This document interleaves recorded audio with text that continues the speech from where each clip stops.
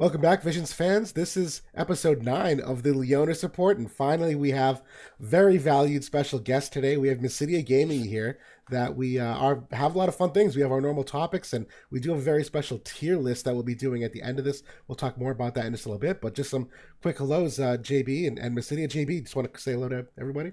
Hey, welcome back, everybody. Yeah, so very exciting. We have our first ever guest on the podcast today. It's something that we actually have talked about doing since the beginning. And glad that we can have Mysidia in as our first guest. So welcome in, and thanks for doing this. Yeah, that's right. I'm finally doing a tier list, and it's not even on my own channel, But same. We don't I do think enough it's of these. it's gonna be fun, like to do like a collaborative one. I think that kind of deliberating that and kind of seeing what other people think, it's gonna make it more valuable, I think. Mm-hmm. Dude, a tier list, obviously, I think everyone always likes to look at tier lists. It's like a nice, easy way to digest all the, rankings data that we have, and you get a lot of fun discussion around it. So we'll try not to have any hot takes, but we can't make any promises here. So, Mysidia, you want to talk a little bit about what you do for content, where they can watch you? Anything you want to share at all?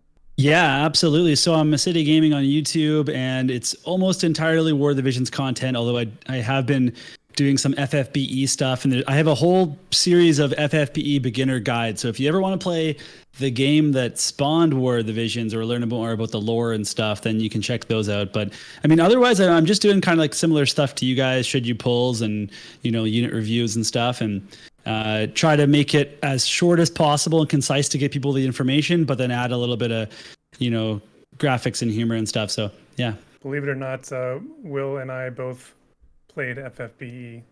I actually still play it a little bit, but yeah, I think Will has retired. I was a massive fan. That was a huge hardcore FFBE for a while, and then had to pick and choose between this and War of the Visions, and War of the Visions won. The once the Neo Visions dropped in FFBE, that was kind of my exit stage left with the power creep that came with it.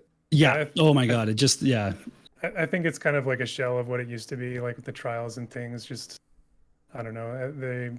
It's definitely kind of like a pure unit collection game too, where the units just don't have as long of a shelf life, and you're constantly having to pull new stuff to compete. And I think that's it's fun to collect units sometimes, it is, but there's just no other games that have the sprites and the music and like all of those aspects of it that make it so special. So it's a shame. I mean, I would be a big fan of an FFBE 2 if they were ever going to go down that road. No, Same. It truly came to a point where it's and War of the Visions kind of has this problem sometimes too, where you get all these characters, you use them all, and you come to the point where it's well, what do I actually do with them? I pulled them, I built them, what do I actually do with them? And that's actually one of my favorite things. We've talked about this, about transcendences and mastery abilities. It's they don't let these characters fade. They allow you to still find opportunities. Mm-hmm. So big fan of War of the Visions for that. But yeah, either way, that was a long segue away from your channel and what you do. And definitely recommend checking him out. I actually love how concise you are in almost all your videos. That's one of the things that I struggled with, and I actually took notes from you on, where it's listen, there's some need to know information. How do you take a 28-minute video, pare it down to 8 or 9 minutes, and you do it better than anybody, quite honestly. So Thank you. I'd like to say that's from being a teacher and kind of been how I plan for my students who have the shortest attention span. Getting shorter by the day, I'm sure. Yeah, that's all of us, though. Not just them. I feel like all of us are. 100%. Yeah, everybody. Good stuff. As we launch into an hour-long podcast. Right. So all those people that go to Mysidia for short content probably aren't coming here for an hour-long podcast. No. That's right. The merging of communities. We got to cross bridges somewhere. We'll kick stuff off with there's some news in the community as of today, where World of Calc, one of the primary sources of information, is in jeopardy at the moment, where something with the encryption of how people data mine certain information has changed on the JP side of things, so we can no longer use those files to maintain that website. Bismarck, who runs that website, did put out a call to anyone who's skilled in that area, and this is obviously an extending that invite to viewers here as well, if that is something that you're good at in terms of data mining and encryption. If that goes down, we have some serious problems. So did you guys have any immediate takeaways when you heard that, or any hopes for if that comes back or not? Very worried. I mean, that's something that I use constantly, mock building and obviously looking up information while I play. And a pillar of the community, I'd say, that we've built up here in Global is built around that website and the kind of all the deep analysis that I'd say all of us do. Looking up units, looking up abilities. So I think if we lose that, it's going to be really, really bad for the game. So hopefully that the community can come together and figure it out and get it fixed. So we'll have links in the description if that's kind of your area of expertise. Definitely go to their Discord and help out. Yeah, because I would be able to wager that 100% of War of the Visions content creators could not make videos without it. And it's funny, someone made that comment to me earlier where they're like, oh, content creators be out of luck, but whatever, no big deal. And I was like, no, it's not just content creators. Like the data mine that they have where you can see like the map layout for a new Guild War map and seeing the heights where you can't walk at certain spots. Like if you didn't have that, you would literally just have to rely on in-game testing. And even something like this week's raid, which is see like, what does the enemy use for damaging type attacks? What's the percentage of the poison to proc? Because that's like a rune you might build. And if it's above a certain percent, you just don't know that. And the lack of visibility that the in-game has to that, forget even talking about like the filter functions, like the job-based vision cards and stuff, the menu options are abysmal in the game to filter through like job-based vision cards. So if you lose WOTV Calc and some of that user functionality, like that honestly like just ruins it. Like I might retire. Yeah.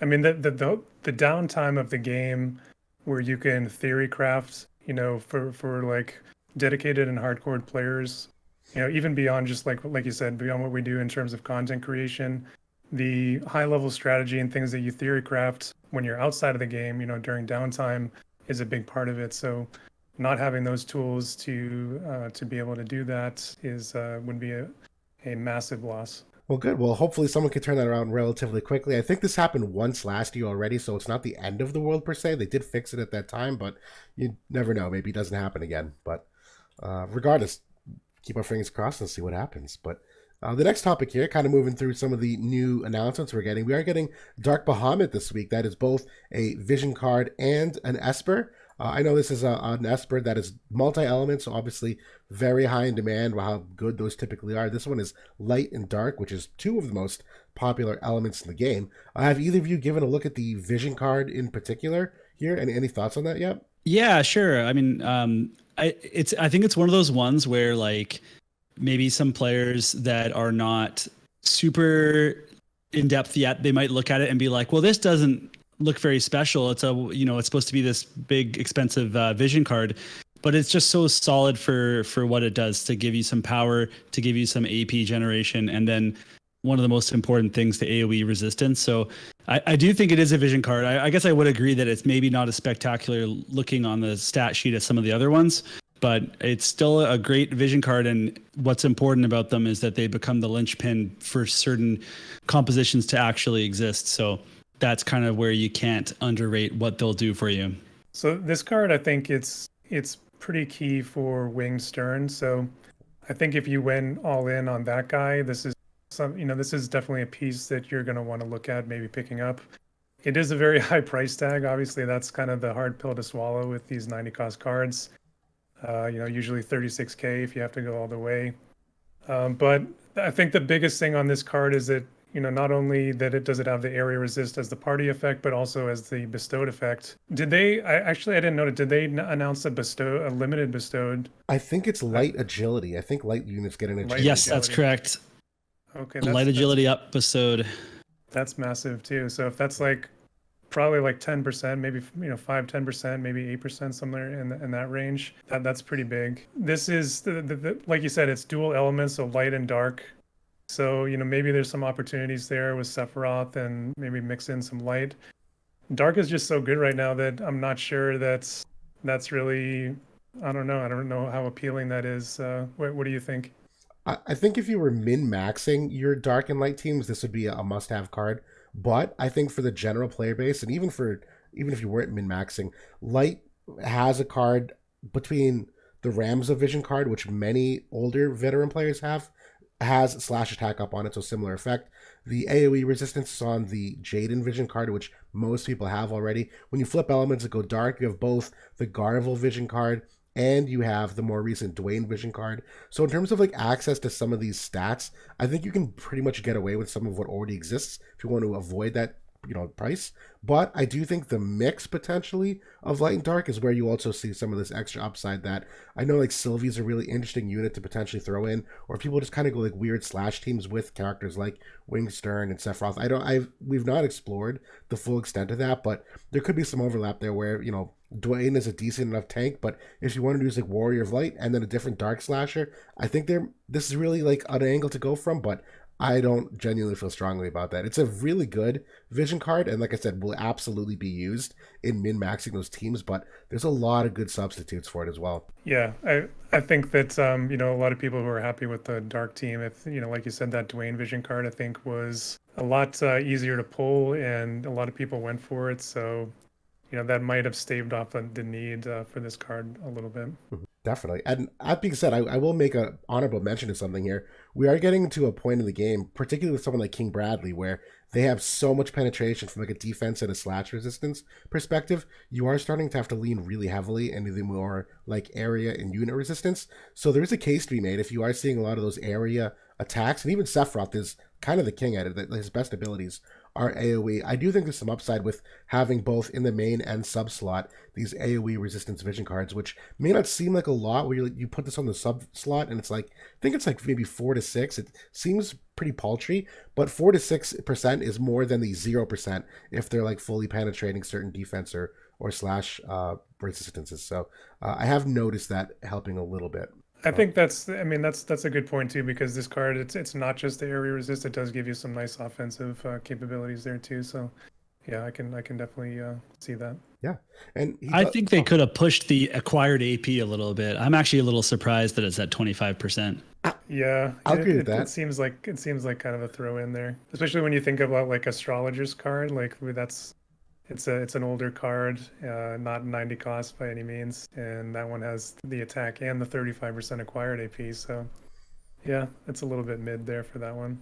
Comparatively, I completely agree. I will say a recent trend I've noticed though in a lot of the newer units is how self-sufficient they are from an AP perspective.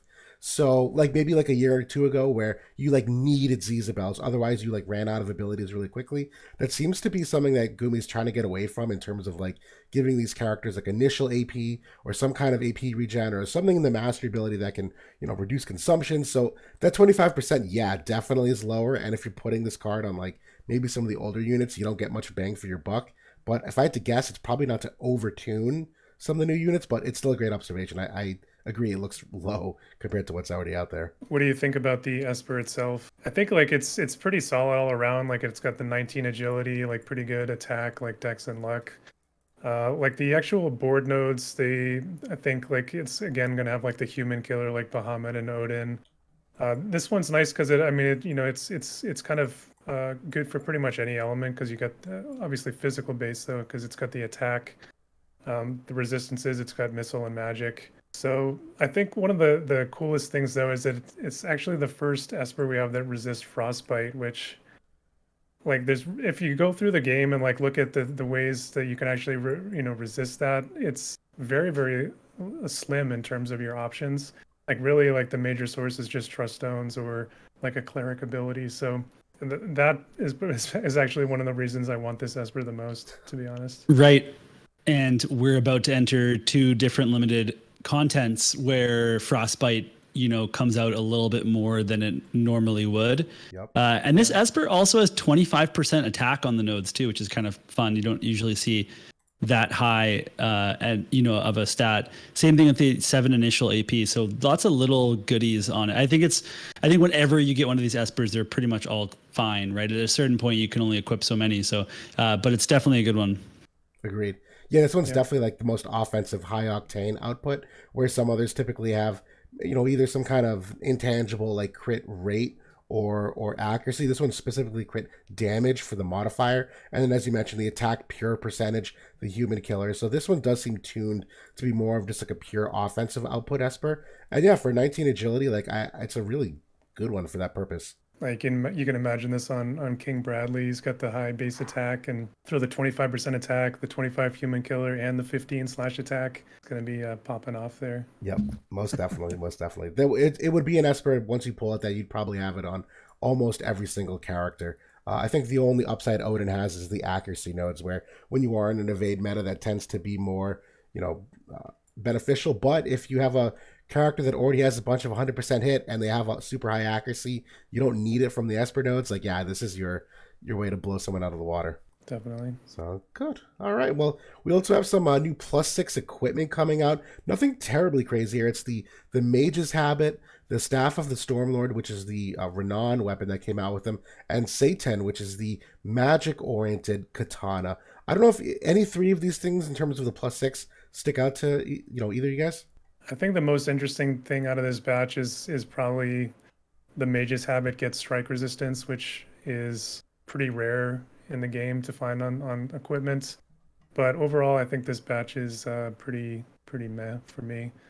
Like the Stormlord getting 30 spirit penetration instead of 20, that's kind of whatever. Maybe for certain units that don't have any base spirit penetration, but usually most units kind of lean way more heavily in spirit pen than any other penetration for at least nowadays in terms of mages. So I'm in total agreement. Yeah, agreed. Yeah. Mysidia, anything in particular? Or, Yeah, I kind of similar thoughts to JB. The strike resistance is nice to see. I think some people are gonna mess around with that, and we'll see how much 7% makes a difference. But is it 7% or is it 8? It is 7%. It is 7%. Okay. Is that what you get on a trust stone? It is. Yeah. So basically saves you the hassle of having to roll it. The slot, yeah. There's the thing, like you can also look at things like, okay, well, we've got this new +6 Galmia coat and it could save you a slot and all these things. Or maybe you just take the extra 10% because you're lazy like me and you're not going to build trust stones. But at a certain point, I mean, like I only have so many trust stone sets and I am not making custom sets for every single character. So I'm just going to waste some slots sometimes at the level that I'm at. I don't know about you guys, but it's hard to keep up with all these new items coming out and being totally efficient with your trust stones. Yep. So I would say to people, like, don't be too worried about it. If you're not like a super high-end player, don't like stress over it.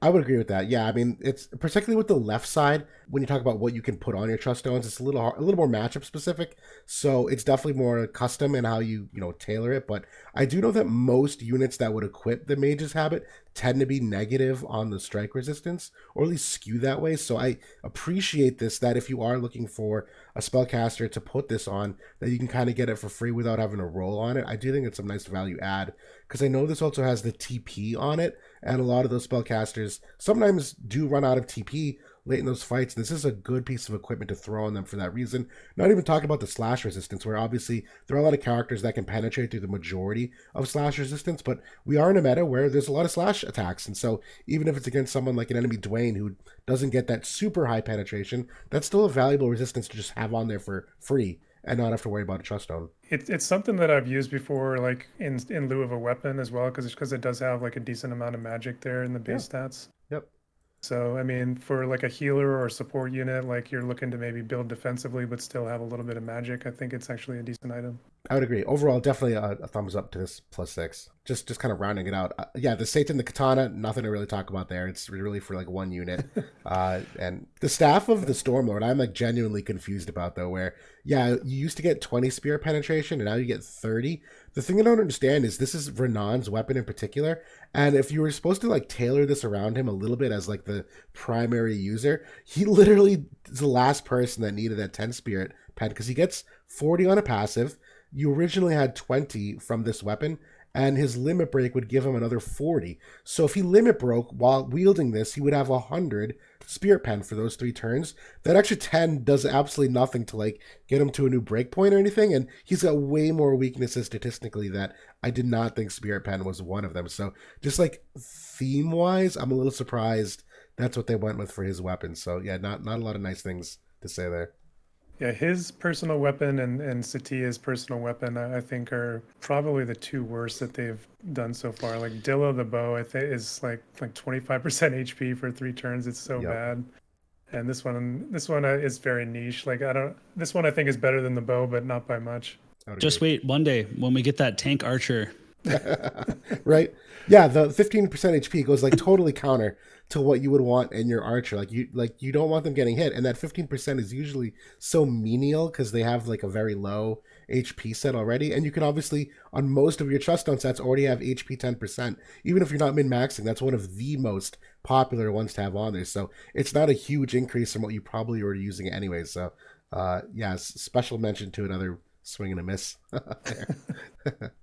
But on a good note, we do have some unit awakenings and MA2s as well. One of the biggest ones here is Resnick is getting both the unit awakening and the MA2 here, where in total getting 10 missile resistance, 10 magic resistance, 10 crit evasion, and then they are upgrading the Teachings of the Strongbolt ability to add 20% AP consumption decrease. So all your spells will cost 20% less to use, in addition to all those extra durability pieces to her.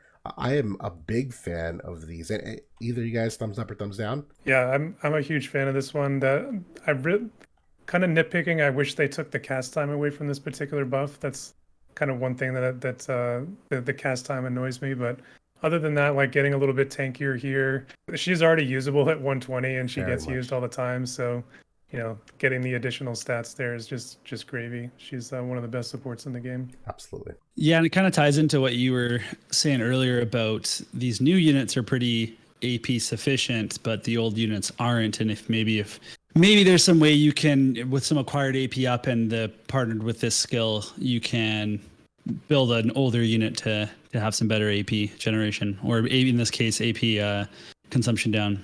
I love her throwing this onto Alphonse because certainly, he is a unit that does have some AP issues, especially on like a shorter map where he can only get off one buff. So, him getting that AP consumption decrease, I think that's huge for him and that synergy too. Yeah, straight up one of my favorite support abilities in the game. I mean, just the 30 unit resistance and what it does for the extra modifiers and whatnot, just on the debuff resistance on most of these. It's pretty awesome. So yeah, big buff in my opinion, because she does use it primarily as one of her main buffs all the time. Yeah. Mm-hmm. And the second unit here, little slept on, Yerma is one of my unfortunate top 5 worst units in the game. They are doing some good things with her though, that between what they did previously with an upgrade, the Viking upgrade that they gave her, they're like really trying here. So they gave her 25 missile resistance, 10 area resistance, and then they upgraded her job 25 ability to have 50% slash res pen only on that attack, and the 30 area resistance for 1 turn. So kind of gives her some short-term durability there. There's a lot wrong with this character in terms of scheme of the game, but these aren't the worst upgrades. I think they're approaching it as best as you probably could. Do either of you use her at all, or have you any results or thoughts? Why don't you go, Mysidia? No. Yeah, I mean, I once saw a lot of Yerma play because my original guild master at the very beginning of the game pulled for her and used her, and then never again. So I have her like fully maxed out and awakened and everything. I haven't brought her. I mean, I haven't really brought her to PvP. Really, I don't think she's really that great. But I have used her in PvE a little bit. Yeah, like she can be pretty good for that sometimes. But it seems like they're trying to give her a little bit of the missile, anti-missile niche. Like that was really the only resistance that she was good at to begin with. Like her resistances are pretty trash otherwise. Minus 25% to magic. Like I gotta throw that out there. It's so bad. Yep. But she has the Viking 25% missile resistance passive. So like she can get up to like 60% now, like before you gear her up. So that's pretty solid. And then she has obviously got, with her MA2, she got the courage on her limit burst. And then now she's getting, this area resist. So kind of amping up her survivability a little bit. I don't know if it's enough really to make her all that usable, but she can put out a little bit of damage. Like she's got the penetrations now with these attacks, and she's always had like a good attack value. So, maybe like in some limited play, there's some use there potentially. Yeah. It's hard to really think about that though when you have Cyril, who's 50 cost. Yeah. And probably just as good. I would say better or close enough. Yeah. They did try to lean into that kind of, I'll call it glass cannon for what it is, where her health pool and survivability is not nearly what it needs to be for what she has stat wise. So they at least gave her a lot of, like, I don't know, hard hitting abilities here with the amount of penetration. They've tried to ramp up some of that survivability where, you know, that limit break gives her courage and also gives her, it does, right? Yeah, it gives her courage and the unit resistance of 38%.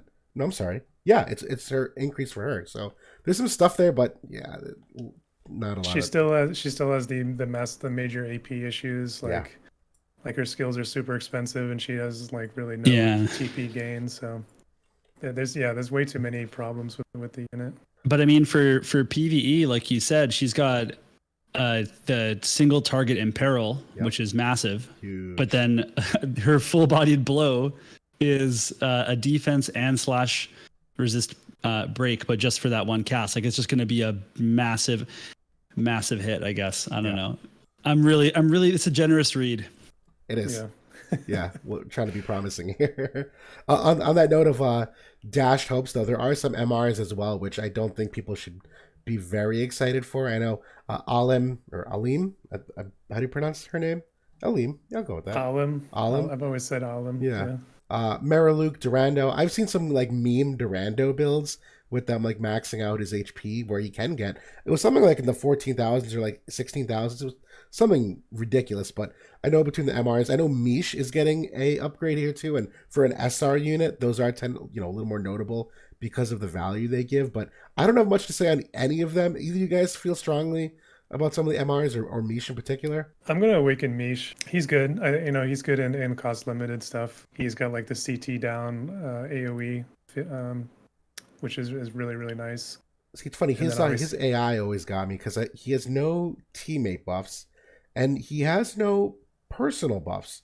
So he's kind of a TMR only guy, if I recall. Yeah, I remember just having difficulty making his AI work, where he's so squishy, he just kind of like runs right at the enemy, and that's the end of the story. I mean, you can bow tie him too to kind of keep him back. Like he has like a really long range on some of his skills. So that's true. I don't know. Yeah. I mean, I don't see his upgrade doing because it gave him more magic and it gave him a higher modifier on his skill 25. But like he's not there to be your carry, and he's also like if we go to the builder, he's at 2,400 HP. So.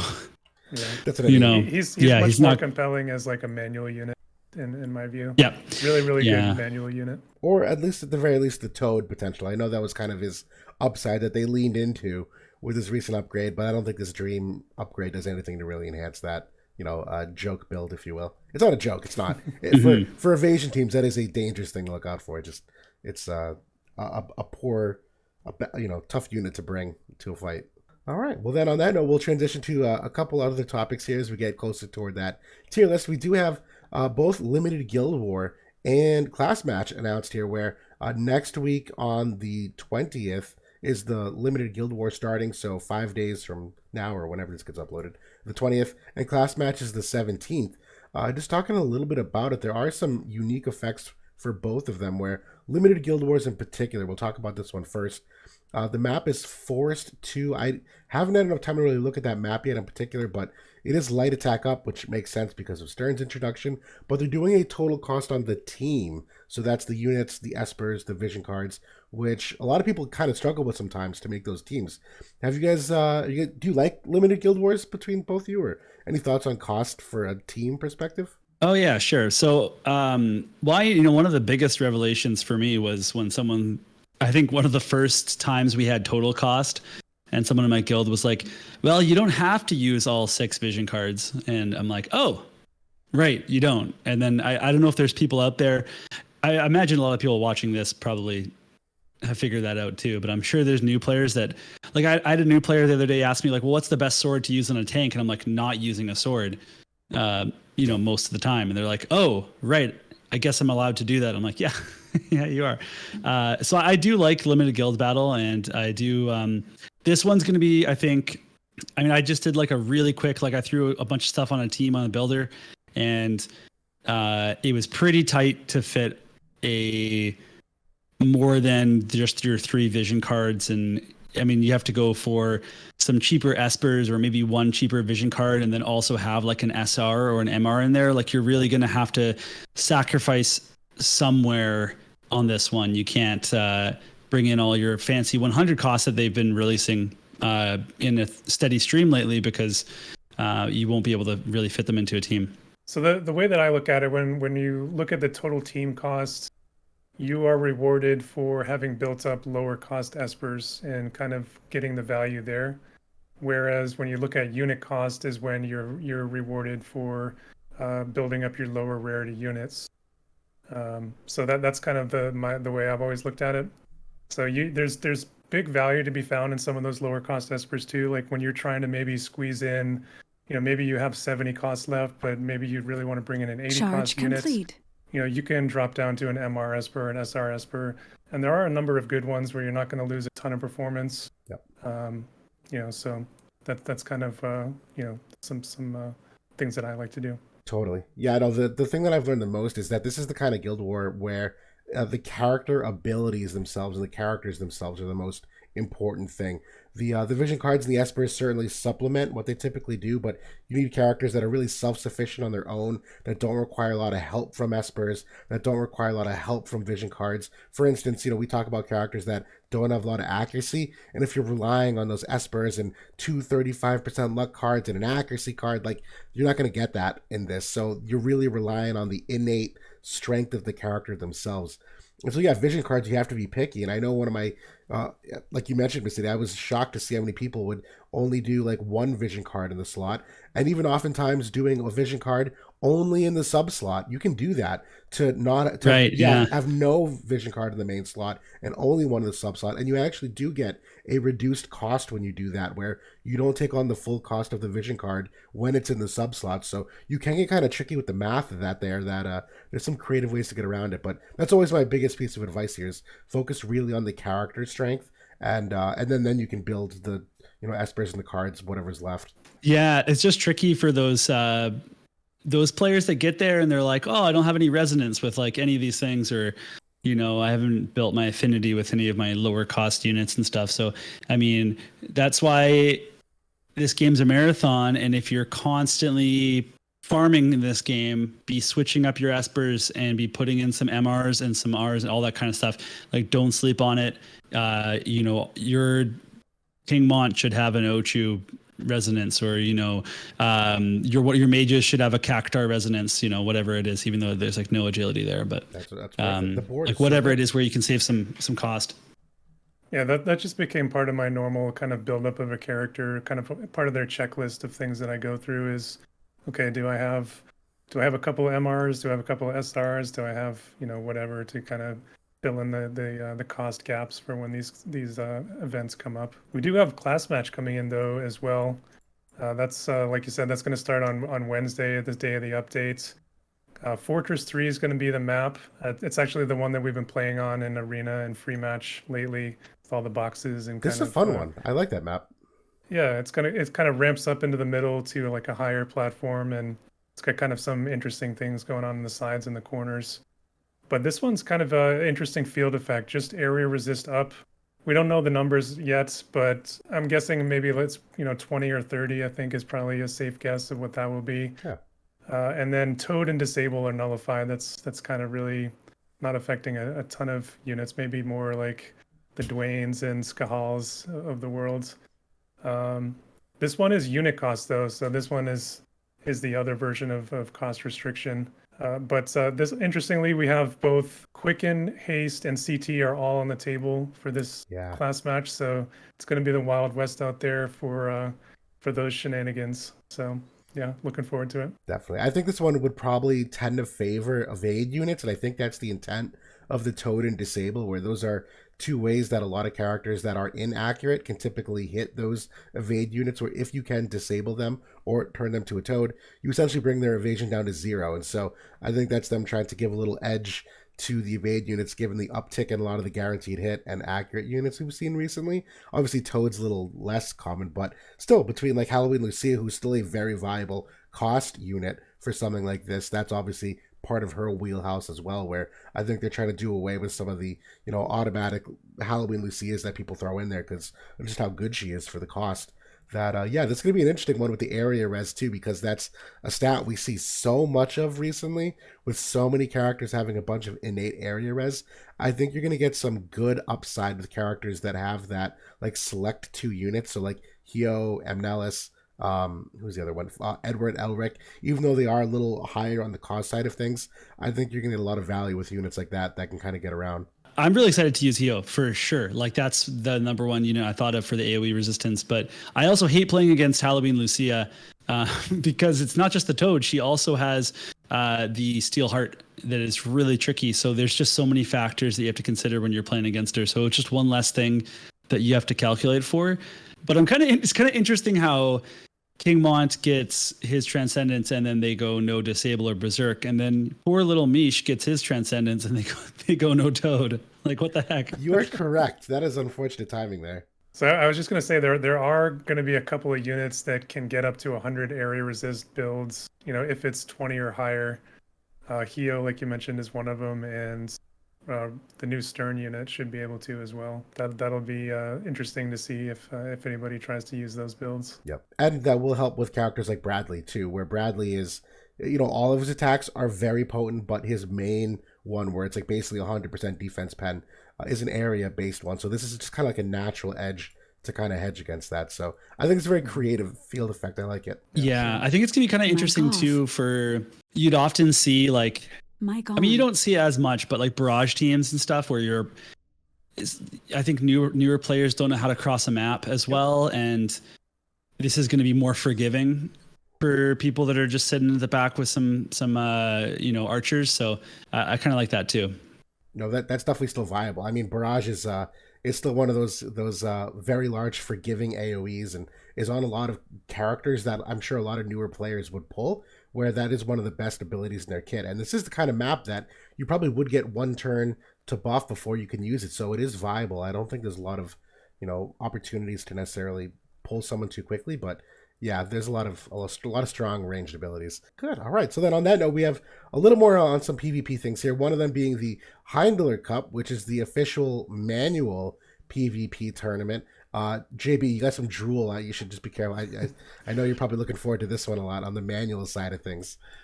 Yeah, I'm super excited to see how this one pans out. So obviously they had the auto, the first round of the auto was like maybe 2 months ago, or maybe even less than that. And I was really happy with the edit that they put out on the official page, and that came out really nice. So I'm planning on checking this out this weekend. Hopefully I can catch it live, but if not, I'll watch the VOD for sure. Yeah. Good luck to all the manual players. I know at least a couple of them I know personally. Are from our server, so yeah, good luck, and I'm planning on trying to get into one of the later rounds. Are you participating? No, I'm not participating in this one, but yeah, I'm planning on entering in one of the I think they're gonna have like 3 or 4 of these for different time zones. So yeah, I'm hoping that I can watch it live, but if I can't, I'm also really excited. Like you said, that was my takeaway too, is that I'm very excited for the edited clip video they'll do later, and I actually want to learn a little bit from it depending on how nice it is, because putting manual play into something more digestible is an area I'd like to explore as a content creator. So I think I'm going to try myself and see what I can do with some highlights, just like I did with the last one. But it's a big match to kind of be able to cut up. So definitely going to be a learning, something I'll have to learn as I do it. Definitely. Have you done much manual PvP ever, Mysidia, or no? I play almost every class match. There was a brief I think 3 class matches that all fell during wrestling season when I'm just coaching every day and I'm never home, that I missed. But like if I'm not busy in real life, like I'll play manual all 5 matches every day. I'm not good at it, but I do like playing manual. It's one of my favorite game modes. Nice. Represent the manual crew. That's probably the one thing that JB and I are polar opposites. Not that I hate manual. I think manual is exceptionally creative and very high IQ to be good at. It just never felt right to me because it ignores so many of the classes that you think of characters being to say, like, this is a tank unit, this is a support unit. Where if you have a tank unit, I remember this very fondly from like the Engelbert days, where I'm like, what's the point of having an Engelbert on the front line if manual people can just run right by him and kill the Ayaka very quickly? Like the mechanics of how hate works and how that dictates it, I just didn't like how manual PvP can kind of bypass that. That So yeah. So I totally get that, and I've heard that from a lot of people. My one counterpoint I would say to that is that I mean, every unit comes out, they don't use half of their kit that they come with, right? So that's kind of the drawback Yeah. of autoplay, where they have all these cool abilities where you think, oh, it would be really awesome if they would use that, but you have to go through and jump through a lot of hoops to maybe even make that happen, if they'll even use it at all. And then that's not even talking about TP abilities that might be cool, which they just won't use no matter what. So Right. yeah, No. there's kind of pros and cons, to both sides, I'd say. No, that's a huge problem. You've actually like floored me a couple times. We talk about certain characters, and you'll pull out the skill they have, and I'll just go like, "Wait a minute, what? Like they have this sub job? I had no idea." And it's because it's not a good auto PvP sub job, or it's not an ability that I ever have on for a toggle. So yeah, that's part of why you need to be very very smart to be very good at manual PvP, because you have to know the like entire mix of a character's kit and what they could potentially use. It's very interesting. It's a lot. Yeah, that's why I suck at it. Me too. Awful. So Yeah. good stuff. All right. Well, then moving along here, we do have the Leonis spy report where we look just a little bit ahead to some of the things announced in JP. We are going to keep this relatively short this week, where there are a couple of Final Fantasy mainstream units that got MA2s and more recently some Transcendence and Dream upgrades. I know we were going to try to high level kind of look at some of the big ones that had some good impact here on global. I know specifically like Snow, Noctis, Lightning from Final Fantasy 13, and Aranea was kind of a nice honorable mention here as well. Did any of you guys have any talking points about other units or things here with what they were getting for their upgrades, and if you wanted to make any special callouts? I think that the ones that you mentioned are the ones to look out for. Like those are the solid ones. I would say that they didn't do a great job with Golbez. Aside from maybe giving him a little bit of accuracy, I don't think they didn't address his weaknesses like too much, so that was kind of a bummer. But I think like Rosa could be kind of interesting. I think she got all the the important healing updates to make her have like the ranges and stuff that the new healers have. So that's always an interesting one to see, those kind of support roles. But otherwise, I think they're still mostly fan favorite units for people that like to use them. They made like a really weak attempt on Golbez, where they gave like one of his big main AoEs gives like the defense pen debuff, Yeah. and that's cool. Like because that's a skill that he actually uses, and he has he can build up quite a bit of defense. So I just don't think it's enough. Like the character had too many issues to begin with, and they didn't address enough of him for him to be used like outside of niche play kind of situation. So that's kind of unfortunate. Yeah. It's I like think go ahead. the big winner for me is Snow. Like 30 healing power is absolutely insane for how much that he heals. Then he gets like some area resist, some defense pen. Like I don't know. He's gonna be crazy good for me. Yeah. I mean, I think that's a good one because there's so much counterplay to healing power nowadays where everyone, not only do all the tanks have it innately, seemingly so, where most tanks have this like restore HP below a certain threshold, that what made Snow very special as a tank is now far less special because so many other characters have a similar mechanic. And there's so much courage removal now where that was part of it too, that if you proc courage, he'd still be alive and healed. So if you remove courage, then never gets that chance to re-heal. So much of what made him very, very strong is kind of met with a lot of counterplay now, that I do think that healing power is a good thing where there's still counterplay, but now at least when he does proc it and use it, and even things like we've talked about the breathing technique, or there's that pugilist job that regenerates some health, that's a big part of his kit overall. They gave him some defense penetration there as well to kind of help, end that fight quicker. That I think they nailed it. I don't think it's a massive change for him because he's still doing the same job. I just think maybe a little more efficiently now than he would in the current state of the game. I think Mic the off. second big winner for me is Noctis. I Mic think on. that he got a pretty nice upgrade. Lightning is, if you actually look at what she gets, like it's kind of whatever. but she's just like so good to begin with that just getting like the enhanced stats and like the small bonuses, like it's going to be enough for her to be good again. But Noctis, I think like he got some increased tankiness, he got some unit resistance. His LB gets upgraded to add a defense break, pre-damage, which is nice, and then his follow-up attack adds a unit resistance debuff, which then that one lasts for 3 turns. So Huge. yeah, that's pretty nice for him. Noctis is a great character. I really like what they did with his kit. So yeah, those small little things there. I don't think he's far off from being usable nowadays, other than just some slight power creep. But yeah, those stats definitely nice. And I will say on the lightning piece, at least, it's not her MA2 specifically. It's her dream, where they gave her 20 accuracy and 20 crit rate. I think those two pieces are fundamentally necessary. That accuracy is a real big like step back for her and potential usability. But when you think about like what lightning does it as an element, that giving her that crit rate and crit damage, like that's kind of like right up the alley of what they're supposed to do. So I mean, I don't think it drastically changes her, but I think it makes her more usable in slightly more situations than it would be currently. And that reaction block rate 50 obviously like has some just great general applications. So yeah, a lot of good things there. I think she gets, isn't it like 30 she gets on her sword? So that would have her at like 80%. It is, but oftentimes you would even still have the Alex ring on her, and even with the Alex ring, even with the accuracy from the sword, it's really not even remotely close to be reliably hitting any kind of evasion. Yeah, lightning doesn't have good cards for accuracy either. So no, they have no luck 35 vision card that doesn't exist. So you're basically stuck to Aegeon, which is a universal accuracy buff.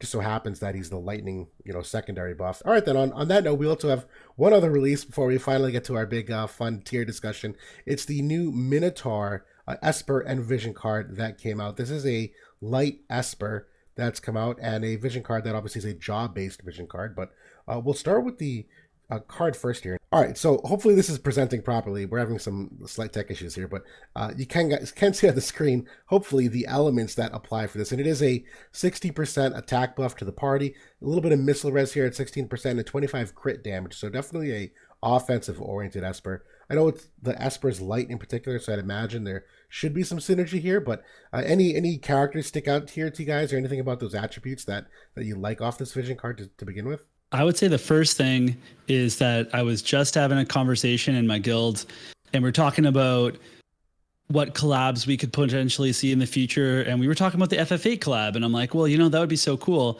because they could do like the Minotaur bros as like the Esper VC combo. And like, there's no way they'd put that in the game before then, right? Because like, why would they put a Minotaur Vision card into the game? That makes no sense. So we're totally going to get that at some point. And then they literally put a Minotaur VC into the game. I can't believe it. My God. But I don't think that it jumps out to be too much. These cards are still quite hard for me to evaluate. You never know when you want one. I mean, the Minwu one that has a 60% magic, I totally want that now. I really, really want that, but I didn't at the time.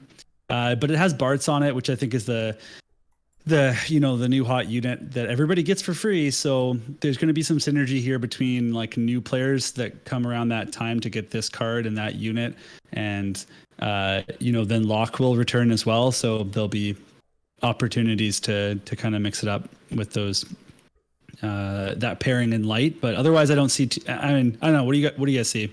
I mean, it's as a light card. When you look at who you would pair Bart's with, I don't know. I mean, Wall is there, like he's still fine, but I don't know. Locke, he didn't really get enough in his MA2 I don't even see him on the same team as Bart's really. I mean, because he's a totally unit. Same thing with Violet.